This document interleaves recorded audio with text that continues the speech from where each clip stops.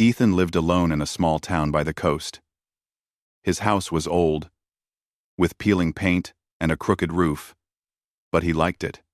He worked as a mechanic, fixing cars, boats, and sometimes radios for people in town. Life was quiet. Most evenings, he sat on his porch with a mug of tea, watching the waves crash on the cliffs below. One night, as he was cleaning a rusty toolbox, Ethan noticed bright lights in the sky. They were different from the stars. They moved fast, zigzagging and glowing. He rubbed his eyes. "That's not normal," he whispered. He ran to the cliff edge. The lights fell like fire across the horizon, leaving trails of smoke. The earth shook slightly as a distant boom echoed through the valley. Ethan grabbed his flashlight and his jacket. He ran to his truck, which was parked near the garage. The engine roared as he drove toward the source of the lights. Trees whipped past, and the wind carried the smell of burnt air. When he reached the cliff area, he saw a crater hidden in the trees. Smoke rose in thin lines. The ground was scorched, and small rocks lay scattered like pebbles on a beach. He climbed down carefully. The crater was deep, and in its center lay a strange object. It was metal, but unlike any airplane he had seen. It was curved and smooth, with faint glowing symbols moving along the surface. The light pulsed like a heartbeat. Ethan felt a mix of fear and curiosity. He approached slowly. The metal surface was warm, humming softly. Suddenly, he heard a sound. A soft voice, weak and trembling, came from inside the object. It was not a language he understood. It sounded like crying. Ethan's heart beat faster. He thought of people who might be trapped. He grabbed a crowbar and pried open a bent hatch. The metal groaned. Inside, the corridors were dim, with flickering lights. Smoke drifted from wires and panels. He called softly, "Hello? Anyone here?" A shiver ran down his spine. Moving carefully, he went deeper. The voice grew louder. In a small chamber, he found her. A woman, unlike any human, was trapped under a piece of collapsed metal. Her skin was pale silver, glowing faintly. Her eyes were large, shining soft blue. She clutched a small round device to her chest. She was shaking, trying to stay awake. Ethan's fear melted into action. He lifted the metal with all his strength. The woman gasped, and her eyes met his. He did not know what to say. She tried to speak, but only strange sounds came out. He saw tears in her eyes. Gently, he lifted her into his arms. Her weight was light, almost unreal, but fragile. He carried her to the truck. She held her device tightly, pressing it to her chest. Ethan noticed she kept whispering one word. "Lyra." He repeated it softly. "Lyra?" She nodded. It seemed important, like a name of someone she loved. He tried to think of what to do next. The hospital was far, and people might panic if they saw her. He drove carefully, keeping his headlights low. As he drove, the woman pressed a button on her device. A small hologram appeared in the air above it. It showed a little girl, smiling and waving. Ethan understood immediately. This was Lyra. The woman, who he now knew was called Celine, was a mother, and this was her daughter. Tears ran down her silver cheeks. She pointed to the hologram and then to herself, showing that they were separated. The device also showed strange images of ships and stars. Ethan realized she was from somewhere far beyond Earth. She tried to speak, pointing to the stars, and then at the girl in the image. He nodded. He might not understand her words, but he understood her feelings. She was desperate. She needed her daughter. Ethan drove home carefully.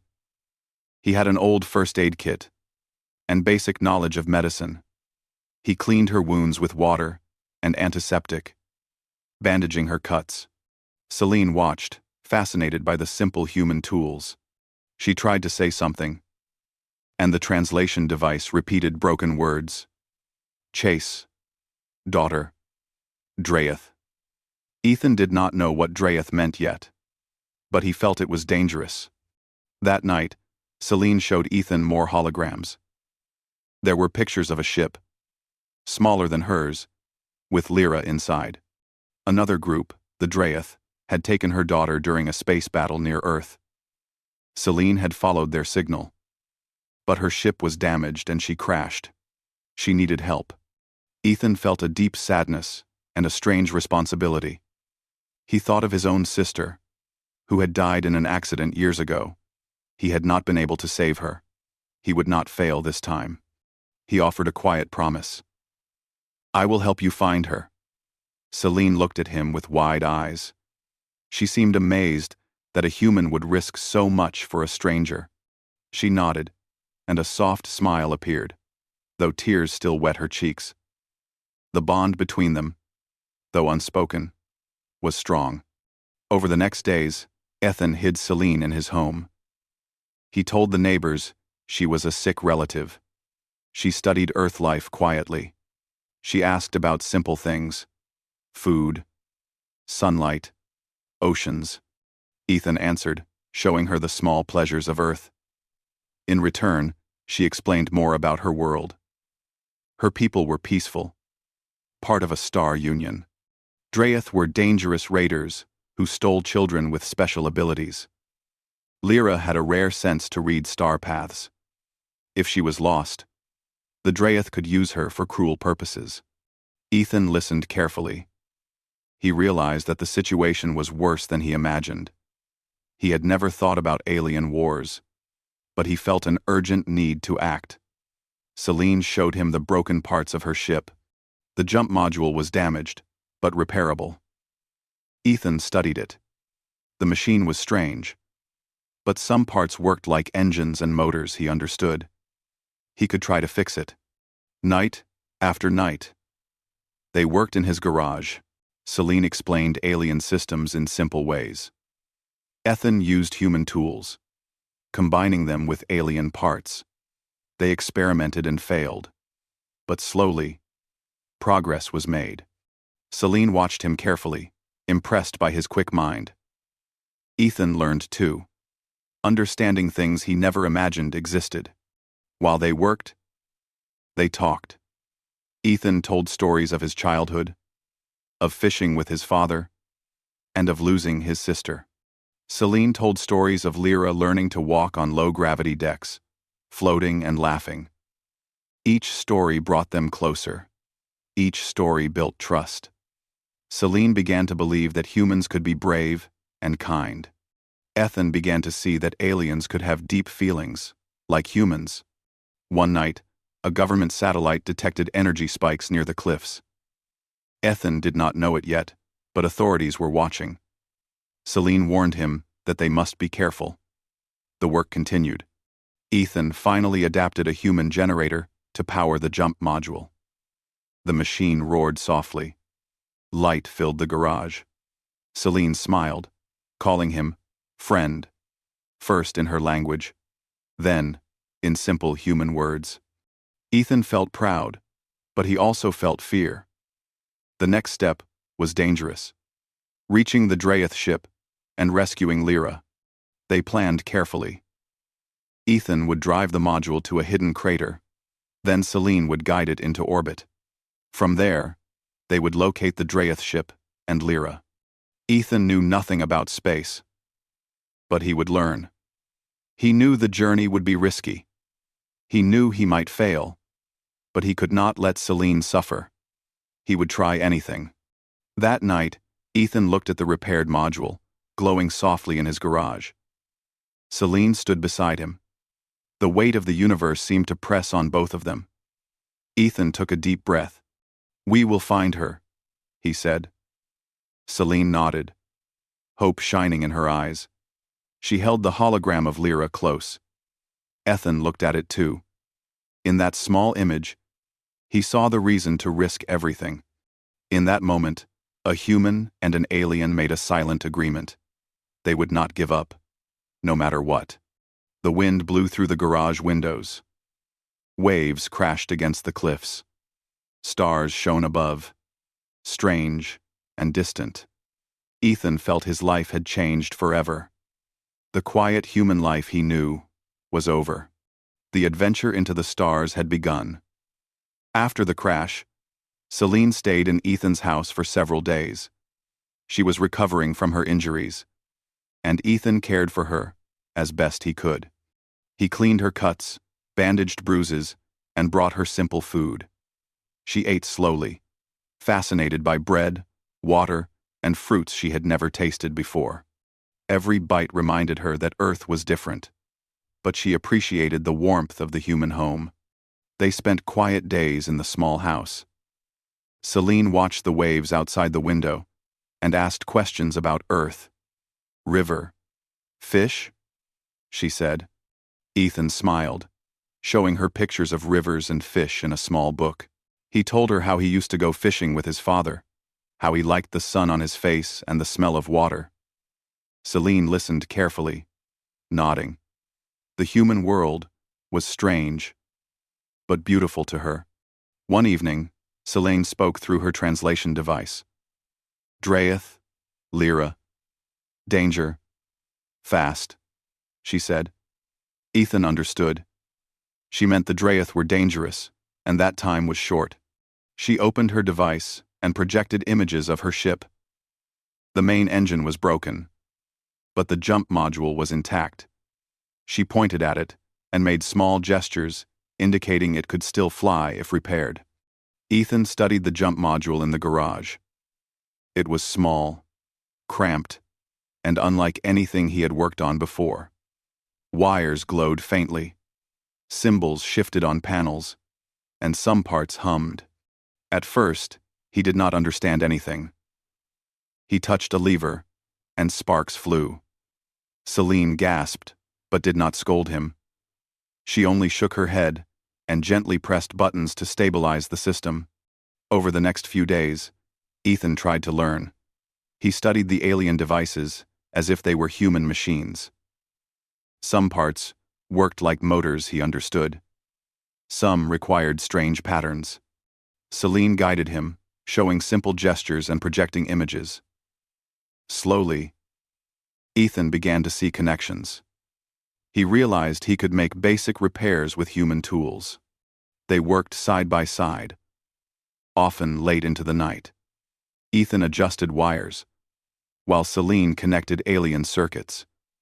Sometimes, the machine glowed in strange colors. Sparks danced in the dark garage. Celine would laugh softly at Ethan's mistakes. Ethan smiled too, finding hope in small successes. The more they worked, the more they trusted each other. While repairing the module, they talked. Ethan told Celine about his childhood. He spoke about fishing trips, his father teaching him to tie knots, and the memory of his sister, who had drowned years ago. His voice grew quiet when he spoke of her, but Celine listened patiently. She did not interrupt, only held his gaze with understanding eyes. Celine shared stories too. She projected images of Lyra, learning to walk on low-gravity decks of their ship. The little girl floated, laughing, reaching for her mother's hands. Celine's voice trembled when she described it. Ethan watched and felt the longing she carried. He understood the depth of a mother's love, even if she was not human. As the days passed, Ethan became more confident with the alien systems. He used human generators to power parts of the module. He created small adaptations, combining human and alien technology. Celine watched him, amazed at his ingenuity. "Friend, strong," she said one evening, smiling. Ethan smiled back. He felt proud, but the weight of the task still pressed on him. One night, as they worked, Celine showed him a star map. The Draeth ship was in orbit, hiding behind the planet's shadow. It was draining energy, and waiting to leave the system, Celine explained, with simple words and images, that if they did not act soon, Lyra would be taken far away and possibly lost forever. Ethan's chest tightened. He had promised to help, and now the time was near. They made a plan.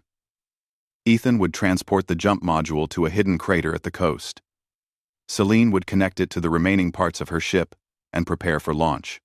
They would approach the Dryeth ship quietly, slipping into orbit undetected. Ethan had never been to space before, but he felt a deep determination. He could not fail. Over the next day, they prepared. Ethan packed tools, spare wires, and a few human supplies. Celine organized the alien devices. She explained the launch sequence in simple steps, showing images and gestures. Ethan memorized the instructions, repeating them quietly. They worked quickly but carefully, knowing that any mistake could be dangerous. As evening fell, clouds covered the sky. The air smelled of rain. Ethan and Celine moved the jump module from the garage to the hidden crater. It was heavy. But together, they pushed and pulled, dragging it through the rocky terrain. Celine projected a small light to guide their path. Ethan looked at her and nodded. They were ready. Inside the module, the space was tight. Ethan sat beside Celine, holding the tools close. Lyra's hologram floated near her mother, a reminder of their mission. Ethan felt nervous. He had never been in space. The module hummed softly.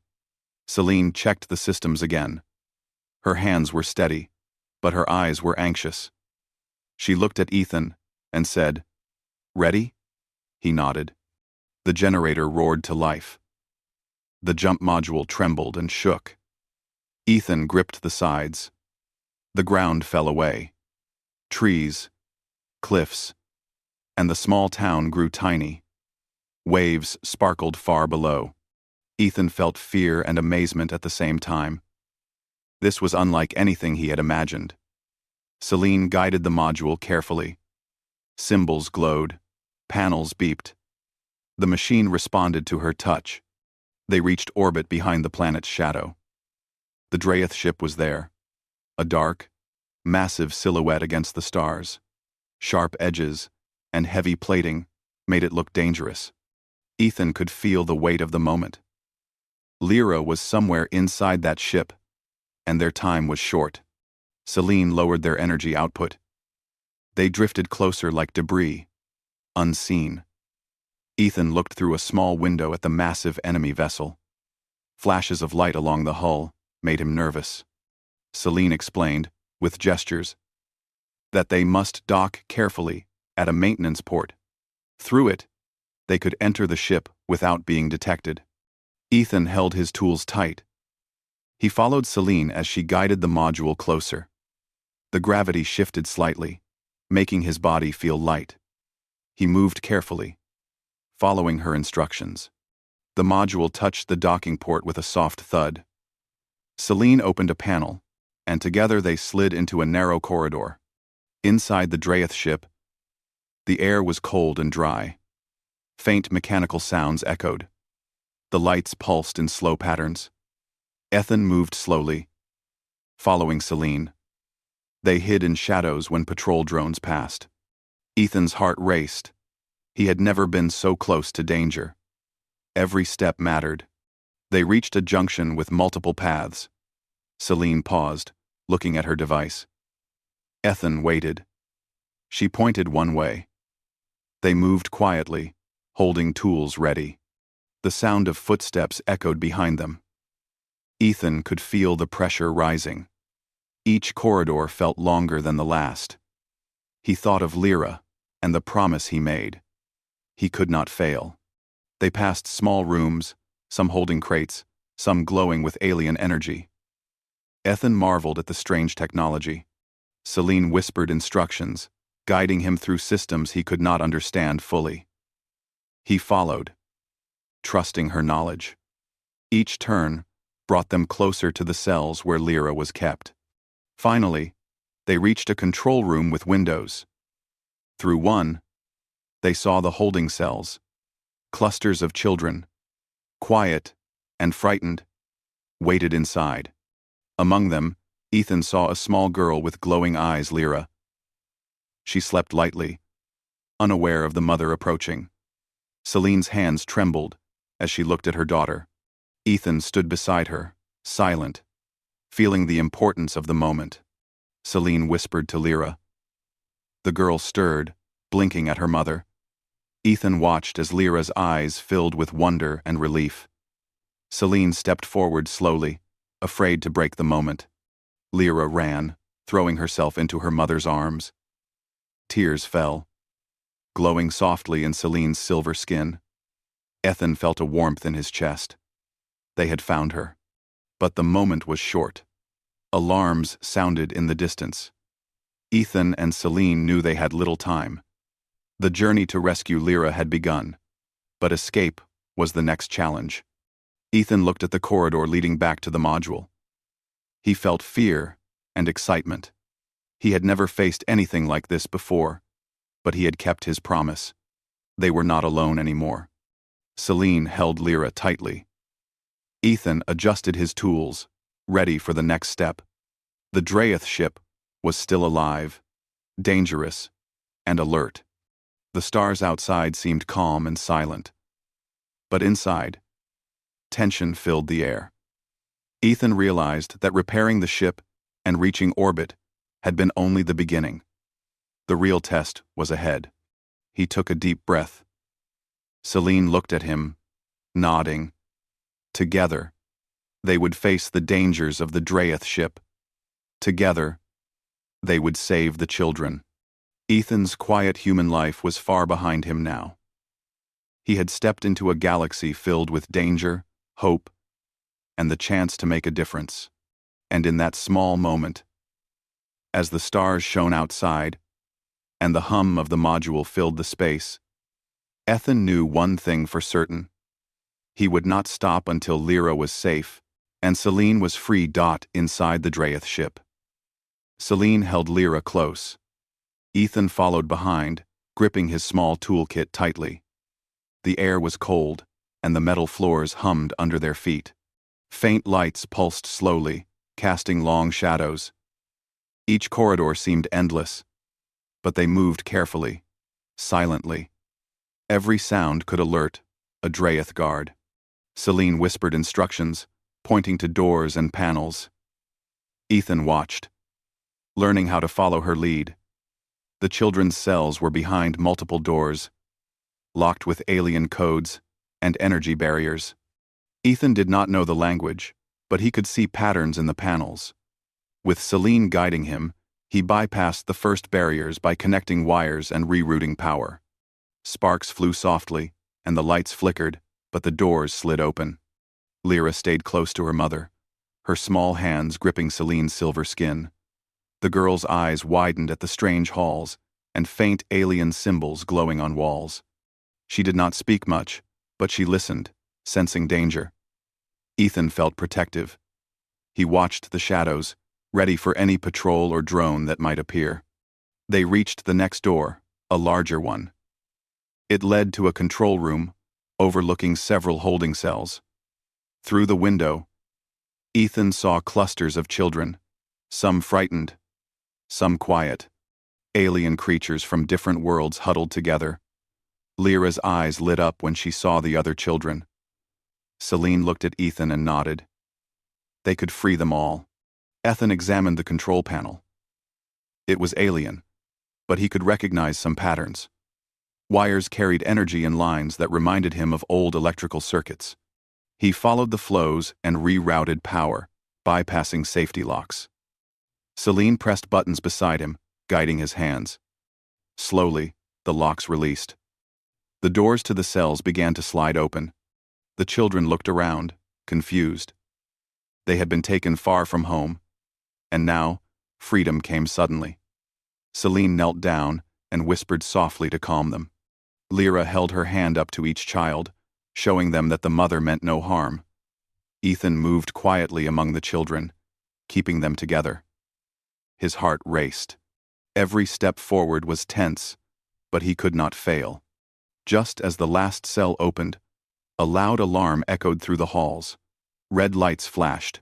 Drayth guards appeared at the far end of the corridor. They were tall, armored, with dark plates covering their skin. One raised a heavy weapon and shouted in a harsh language. Ethan froze for a second.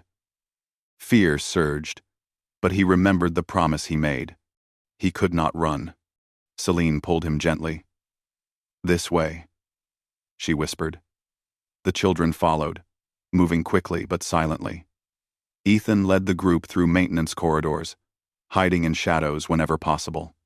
Drones buzzed overhead, searching for intruders. Ethan felt sweat on his forehead but focused on guiding everyone. They reached a junction where the corridor split. Celine checked her device, then pointed to the left. Ethan nodded. They moved fast, but carefully. Sparks flew from damaged panels above. A blast hit the wall near them, showering small metal fragments. Some children cried out. Ethan shielded them, holding his arms over their heads. One of the Drayth guards stepped into their path. He raised a weapon. Ethan froze, then acted. He grabbed a loose cable from the wall and swung it like a whip. It connected with the guard's chest, sending a spark and a jolt through his armor. The Drayth staggered and fell. Celine pressed forward, keeping the children moving. Ethan felt adrenaline surge. He had never been so close to danger. They reached a small room near the docking area. Celine and Ethan worked together to override the security doors. Sparks flew, panels hummed. But finally, the last door slid open. Ethan looked back. The corridor was full of chaos now. Drayth guards shouted and ran, searching for the intruders. The children were scared. But Lyra stayed close to Celine. They reached the docking port where the jump module was attached. Ethan checked the module quickly. Panels were intact. Celine opened the hatch, and together, they helped the children inside. Some were scared of the cramped space. But Ethan and Celine reassured them with soft words. Lyra climbed in last, her small hands holding her mother tightly. Just as the last child entered, a Drayth commander appeared at the far end. He was taller, more armored than the others. His weapon glowed with energy. Celine stepped forward, ready to defend the children. Ethan grabbed her arm. "We do this together," he said. She nodded. Ethan noticed exposed wires near the docking port. He had an idea. He pulled them together, creating a spark that surged across the metal. A small explosion rocked the corridor. The commander stumbled, thrown back by the shock. Celine pushed the hatch closed, and Ethan slammed it shut. The module trembled and spun as they detached from the Drayth ship. Alarms rang inside, but they were free. Ethan helped stabilize the controls. Celine guided the module carefully. The children huddled together, frightened, but Ethan spoke calmly. "We are safe now," he said. "We are going home." Lyra clung to her mother, whispering softly. As they drifted away, the Drayth ship began to suffer internal damage. Sparks flew inside its corridors. Panels exploded silently in the vacuum. Ethan watched through a small window. Relief, mixed with fear. They were free. But the module's power was limited. They had to move fast. Celine prepared the jump sequence. Ethan followed her instructions, moving levers and pressing buttons. The module glowed softly. The children watched, eyes wide. Ethan felt their hope resting on him. He could not fail now. The jump sequence began. The module shuddered and lifted from the docking port. They moved into orbit above the planet. Outside, stars stretched endlessly. Ethan looked at the children, then at Celine. Lyra smiled faintly, holding her mother's hand. Ethan felt a warmth in his chest. They had done the impossible, but the journey was not over. Celine checked the module's systems. Next step, she said. Ethan nodded. They had to find a safe place to land and wait for help from her star union. The Drayth ship was still alive, but damaged. Ethan guided the module carefully, watching the instruments. Every movement mattered. They found a quiet orbit, hidden behind the planet's shadow. Selene lowered their energy output. The module drifted silently. Ethan breathed, feeling relief for the first time in hours. The children began to calm, some whispering softly to each other. Lyra leaned against her mother, exhausted but safe. Ethan thought of his promise. He had kept it so far. Selene had trusted him completely. Together, they had rescued Lyra and the other children. The weight of the galaxy felt lighter in that moment. But the dangers were still ahead. The human life he had known was gone. He had stepped into a larger world, full of risk and hope. As they floated in orbit, Ethan and Selene shared a quiet moment. The children rested. Selene projected the image of a distant star, showing where her Union ships might arrive. Ethan studied it. He knew that soon they would have allies, but until then, they were alone. The module's lights glowed softly. Ethan adjusted wires, keeping systems stable. Selene checked the navigation. The children whispered questions about the stars. Ethan answered as best he could, using simple words. Lyra looked up at him and smiled. Ethan felt pride and joy. He had risked everything and succeeded. But he knew the journey was not over. The Drayth could return.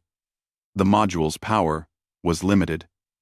They had to land safely on Earth, or risk being caught in space without help. Ethan and Selene planned carefully, checking systems, plotting a safe descent. Every child's safety depended on them. As the stars stretched endlessly outside the small module, Ethan felt a deep sense of purpose. He had found something greater than himself. He had risked his life for strangers and had saved them. Selene and Lyra had shown him the depth of love and hope across the galaxy. Ethan realized that even a simple human could make a difference in the universe. And in that quiet orbit, with children resting and stars shining, Ethan knew one thing for certain: they would reach safety, and he would not let anything stop them. The adventure was far from over, but the first great challenge had been survived.